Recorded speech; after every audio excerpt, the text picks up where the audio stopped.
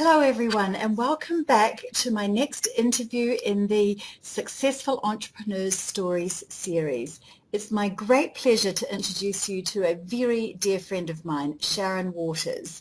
And Sharryn and I have been friends for, we think, about 30 years.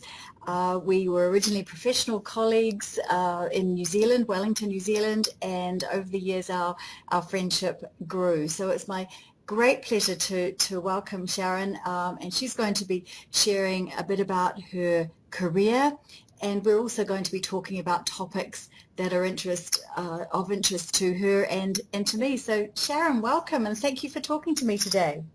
Well, good morning from New Zealand and good evening to you, Adele. It's just lovely to hear from you. Thank you. Oh, it's my pleasure, and it's really lovely to be interviewing you, and because you've got such an amazing career story, and as you know, I know it intimately. But how about you, rather than me, share your career background, your history, your story with my listeners? Well, I'd be delighted to do that. Well, I guess my early career was pretty dull. Of course, I come from a background where one could only be a nurse, a secretary, or a teacher, none of which appealed to me. I finally went into banking and into the travel area and exchange control in those days of the bank, where life was very unequal in opportunity. Then came my family, and of course one couldn't work when one had had a child in those days. There was certainly no decent daycare arrangements. So later on we travelled, and I was working in the United States in the travel industry, and took an opportunity to study technology, having absolutely no idea that it would be so darned important as we went forward. So it transpired it was probably fabulous timing for me and a real breakthrough. And I would say right from the start that it's those little breaks that you get during your life that don't seem particularly significant at the time, but can be transformed into something quite magical, really, and can be a huge impetus to where you're directed, but you've got to see them and you've got to use them. And of course that for me developed later. So technology became, if you like, my platform for advancement. And when I came back, I've always seen it as, well, I suppose when I think about it, it was the beginning of, if you like, in my brilliant career. You know, I've every minute of my career, and it's been full and challenging and creative. When I got back to New Zealand, divorced with 2 children and with no real satisfactory daycare, it was really quite a difficult time. And I realised that that I would need to work full time. So again, I was quite lucky. I finally got into the corporate travel industry at the last minute when I was just about deciding, to throw in the towel. And in those days, American Express and Thomas Cook's didn't even have specialised areas in corporate travel. Businesses and companies didn't utilise anyone in particular. It's hard to imagine now that was the case, but it was. This is the early 80s. From that position, that was just in a company that I was working in, of course. I was overlooked for promotion on a couple of occasions, and I often wonder if that's because of your other responsibilities. But then I did have a couple of mentors in head office, if you like, Mahogany Row, we used to see it as, who saw the revenue I was bringing in and who got to be quite serious about me and who helped to promote me into management positions. These are opportunities that you have to really take with both hands. Then, like all companies, the company was evolving, business is evolving, it's constantly changing, and it was being sold off in various parts. Shipping, I was in the corporate travel business, so shipping was very important in those days in travel. It's quite different now, of course, it's all cruising. The opportunity for a joint shareholding in the company came about, and that is always a big thing. Do you do it? Do you not do it? I decided that I would. And everyone knows it's really hard beginning a business, and so to get in that respect was very, very good. And of course it grew. Then of course you finally come to the point where you need an exit plan. During that whole period, as you know, and how we were involved, I pursued other sideline activities, if you like to call them that, with the Chamber of Commerce in Zonta, where we first, I think, met, and an ongoing study and business-related things. I think I felt quite focused on that, Adele. And when you exited with an IPO, wasn't it? Well, yes, that was, the most, I guess, well, it was, yeah, absolutely. But there is a build-up to that, it doesn't just sort of happen. I guess during my time, I found some frustration, and I remember thinking that I would change career. I think we all go through that. We all go through, will we change, will we do something else? And I did have other really, fancy ideas that I'd like to pursue, but the biggest point for me was when I decided to take higher learning and midstream and went to Harvard Business School. That really was a major turning point for me over 20 years ago, and it really changed my life. It changed my concept of business.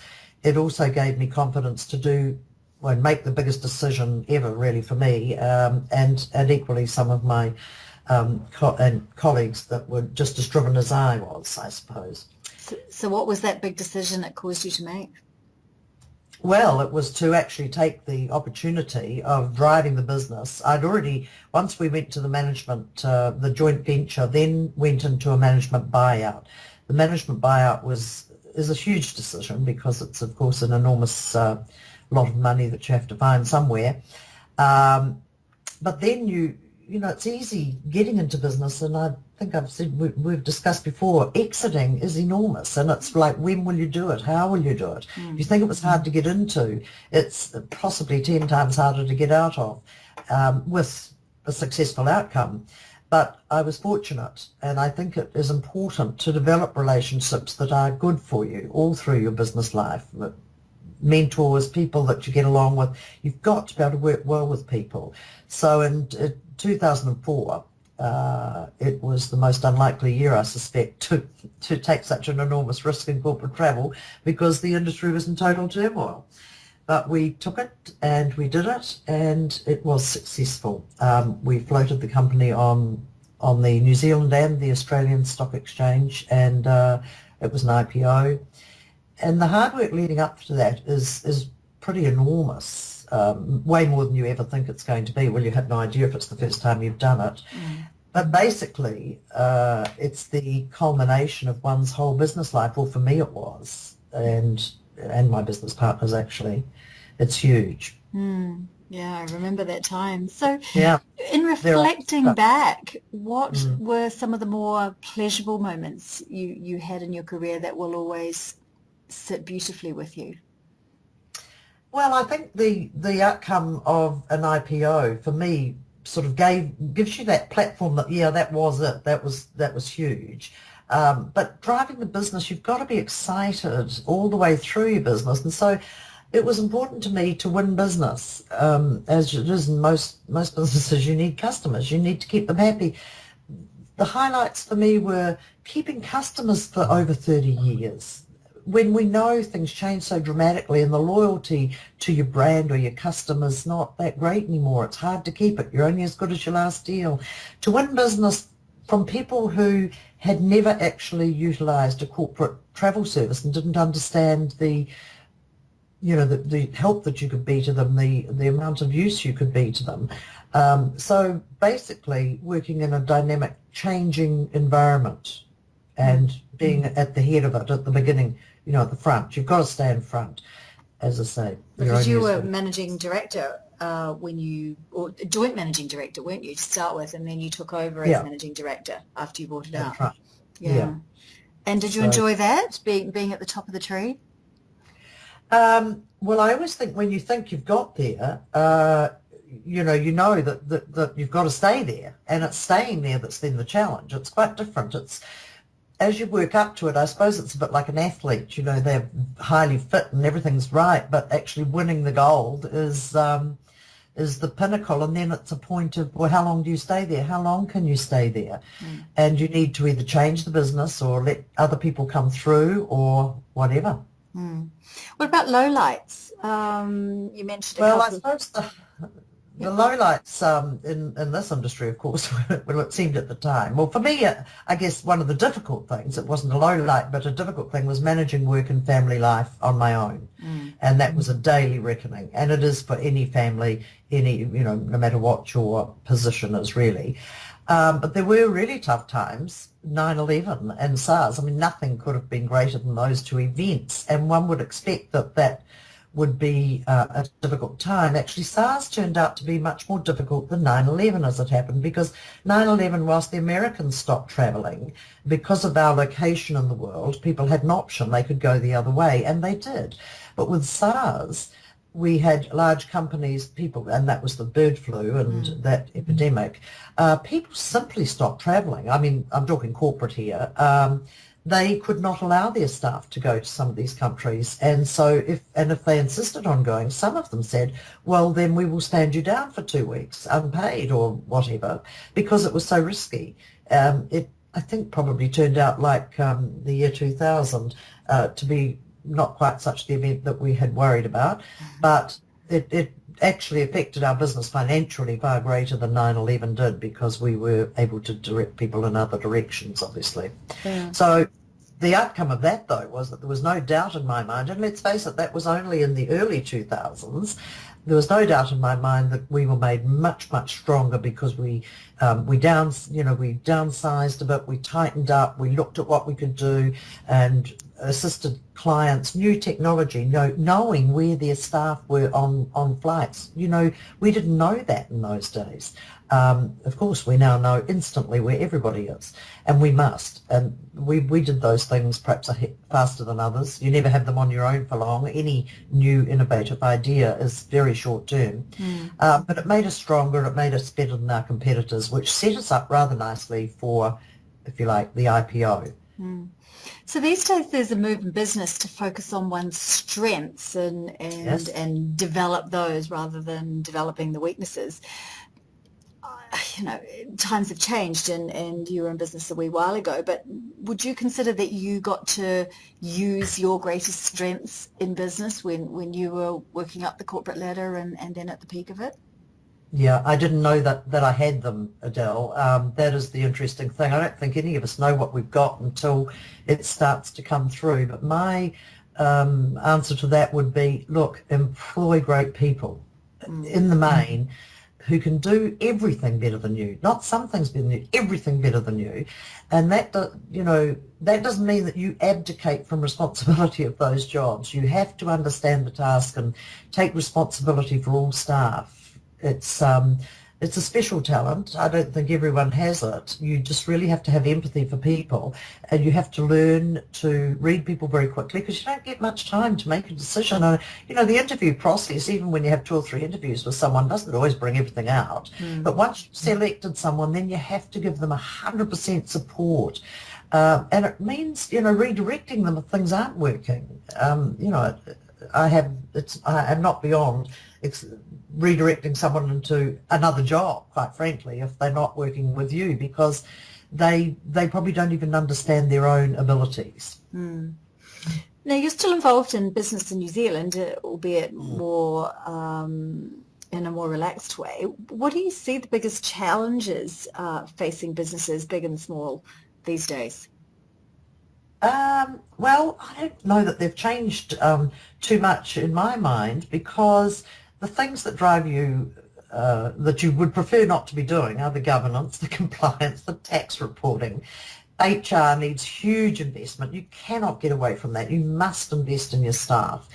And so those things, from my point of view, all that work, it seems cumbersome, and it drives, especially in small businesses, it's even more difficult, because clearly they're not employing an in-house accountant and so on. But they must be done. And to me, those basic jobs, if you like to call them that, have to be performed equally as well as performing the primary functions that your business is dedicated to. If you don't do that, you're only doing half a job.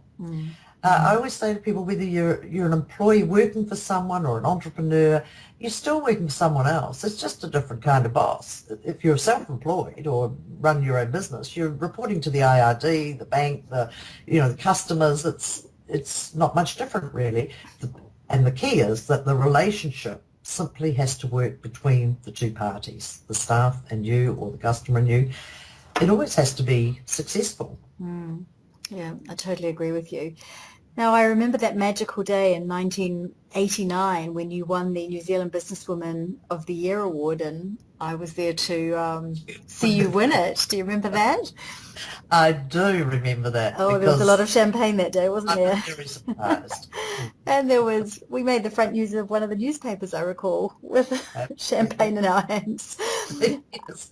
Yes. Now, while at the time that was a very highly relevant award, I'm not trying to undermine what you achieved, but do you think the idea of a Businesswoman of the Year award is a bit dated these days, or is it still relevant in your opinion? Well, I have thought about that, and I would love to say that, I would love it if it was now the best in person award, best person's award of the year. But sadly, I don't know that women are still there. We can't stop the move forward. I think most of us, it's not about being a major feminist, and we don't want to reverse the roles or anything like that, but, we're not there yet. So much has changed for women, and there's no question about that. We're certainly better educated, but I have a personal view that until we change the social fabric of our society, where everyone takes part in the care and upbringing of future generations of women and children, we won't have equal status in the workplace. And I mean, there's evidence all over the place. I'm sure you read too, and you find it frustrating to pick up the paper and find that women are paid less in certain areas, and of course, healthcare is huge these days. But this includes, for me, the business has to include taking care of maternity leave, childcare, after-school care, a genuine belief that women are just as required in the workforce as men, and that it's not an inconvenience when a woman has to take time out to have a child. In a male world, totally male world, this would be called succession planning. In my world, it's rather a larger goal. It's planet planning, and it has to be shared by everyone. And that's not just men. Women have to really work hard at it too. And sometimes they don't. So when you ask, is Businesswoman of the Year really needed? I say it is, or something akin to it, because all the references that we have to whether we're equally paid or equally employed, have the same status, clearly is not. And in great countries, I mean, you would think in the United States this would not be the case, but it is. It's all the research shows that it is. Oh, it is. And Chelsea Clinton, Sheryl Sandberg of Facebook, they're big activists on that topic. And I can't remember the name of the company, but a tech company has come out this week saying that they're giving up to a year of maternity or paternity leave to new parents. I mean, what I'm seeing is that some of the tech companies, modern companies, young companies run by younger people, are much more progressive in the way in which they see this equal rights and pay debate that really does rage still around the world. Do you have a view on that? Yeah, well, I've been reading similar things, and I know, and I would say, yes, the tech companies do need to lead this, because, let's face it, we've got these enormous tech companies in the world now, and in the main, they are for younger people. These companies do not have retirement schemes as such, because most of their staff are never going to be with them when it comes to retirement. And they are starting to put things into place. It's almost, well, I wouldn't say it's too late. It's important that it happens. Look, there's one reason why tech companies have fabulous facilities and everything at work and food provided and whatever, and that's because you're there all day. Families cannot do that, and of course they're coming to a point, I think, in tech companies where everybody's now becoming 30 and plus, and also, have a desire to be married in some cases, or to have a relationship and a family, and they're really having to look at it very seriously because they've got so many employees, and it's a global problem. Yeah, no, it is. It's an ongoing global problem, and unfortunately, lesser developed countries, there's a massive gap in the rights and pay between men and women too, which never seems to go away. I think Melinda Gates, she does quite a bit of work in that area still Yeah. with her husband. So yeah, it will continue to rage for a long time, I think, that debate. So focusing on you again, what does success mean to you these days? Well, I still love the feeling of ending each day with having achieved something special. These days, the successes, of course, are very different from the tight structure of corporate life. I have personal goals and writing and research and studying, things that I've never had the time for, and I think that's a wonderful, you know, objective, is to be doing things that you haven't done. The learning never stops, and when it does, I think perhaps you stop, you've got to keep going. So the subjects can be more varied and exciting. I also enjoy doing mentoring for special friends, and a couple of ex-staff who still require my input into their lives, and who are thriving in their businesses now. I mean, a friend of mine sold her business last Friday after 2 decades, and I've been there for her to support her in this, and I got just as much thrill out of that actually coming to fruition as she did. The greatest, one of the greatest things, of course, these days is grandchildren thriving and enjoying school and all the wonderful activities available to kids today. And I also like to support my own daughter in the fact that she's working full-time, obviously bringing up a family. This brings great reward to anyone, I think. But from a business perspective, as an investor in a very rocky world, I'm also very pleased to see that the markets aren't crashing on a daily basis. Oh, yes, excited. Right. Well, you are living the dream, aren't you? You worked for a company, became a major shareholder, CEO, managed the IPO, made a lot of money. Now you're managing your investments, traveling the world, and I know that because you come and visit me. Haven't you got an enviable lifestyle that every entrepreneur strives to achieve or aspires to achieve? I can only say one thing to that, Adele, and that's yes, yes, yes. But I Well, would good have on to you. add that there is not a day in my life that I am not grateful for all that I've had. It's great, and I know it, and I am and have been very fortunate. One does have a bit of luck sometimes, and but you have to also attract it. You have to work towards it. I don't think anything comes that easily. Well, actually, I have to stop you there. You're not one to live on luck. You lived on blooming hard work. I'm the one who knows that. You made your own luck. The harder we work, the luckier we get, remember? Yeah, that's absolutely true. There's no doubt about it. You don't have time to be sitting around waiting for, a surprise bucket of money to come your way, do you? Yeah, or winning the lotto. No, that's right. Yeah, you go make it yourself. Being wealthy was never, I think one thing, being wealthy was never my goal. Being good at what I did or what our company did was really, really important to me. Integrity, honesty, those things have been important to me, and they still are. Hard-earned success equals wealth creation. It just is as simple as that. And some degree of wealth is certainly a positive thing. It does provide the biggest thing in our lives, and that's choice. I agree. So if you were mentoring or just chatting away to people in business wanting to be successful entrepreneurs, do you have, say, 3 top tips that you would give those types of people, perhaps younger people coming through?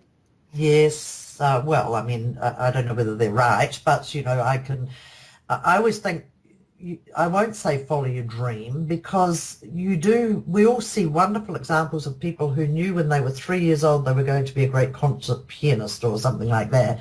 Those things are quite rare. They're almost miracles. But you do have often things that you have in mind. It is important, I think, to follow, see the opportunities that confront you, and opportunities confront us on a daily basis. You must be able to see them, and when you do, you have to go for them. But identifying them isn't always easy. And like I said in the earlier part, studying technology in the United States was hugely advanced of what was going on here when I got back. And I didn't realise how important it would be, but it gave me that impetus, and I think you need that. it's the surprise of it all. Nothing falls into your hands. It has to be taken. I think that doesn't mean that you can avoid planning, goal setting, strategies, understanding, nothing just happens. Understanding what you're trying to do. You have to review your mistakes and your failures. There's no question about that. Accepting change. Change is ongoing. It's always going to be there, and you need to embrace it and manage it, striving for excellence all the way. And that goes with the successful part of any job, I think, whether you're the owner of the business or in a corporate environment.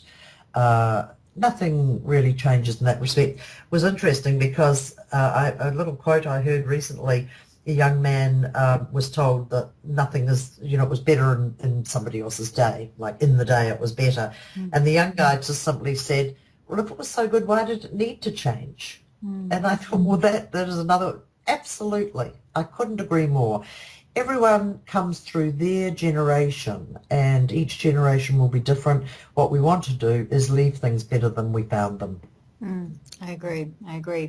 So when you're 101 years old, sitting in your rocking chair, looking at that magnificent view that you have in Wellington over the harbour, reflecting on the life that's gone before you, what will give you the greatest reason to smile, do you think? Well, that description sounds more like me living in Georgia in the southern states on a rocking chair on the veranda. Oh, I know your veranda, though. It's magnificent. Well, look, it's pretty simple. That I've lived. Yeah, and what does that mean? What does that you've lived mean to you? Well, that I've lived through some amazing times, that I've met amazing people, that I've been fortunate enough to... have, a higher education that I never imagined I would have, that I've done some things that other people perhaps will never have the luxury of doing. It's just a great enjoyment of life, and that doesn't stop. And you'll go to your grave ragged, huh? Maybe. Well, I am. Yeah, you don't want to be any other way. Yeah, enjoy it. Enjoy it while we're alive. You're a long time dead. Yes, that's right. Yes. Sharryn, it's been a complete joy. You've always been an inspiration and a great friend, and I really do thank you for sharing some of your story with my listeners today, and I'm certain that you'll be an inspiration to those that are going to listen to this interview. So thank you so much for agreeing to talk with me. My very great pleasure, Adele. And you good luck with your endeavours. Thank you. You have a great day in Wellington, my home city. Yeah. Okay. Miss you here. Well, I'll see you over here very soon. Okay. See you soon. Bye. Bye.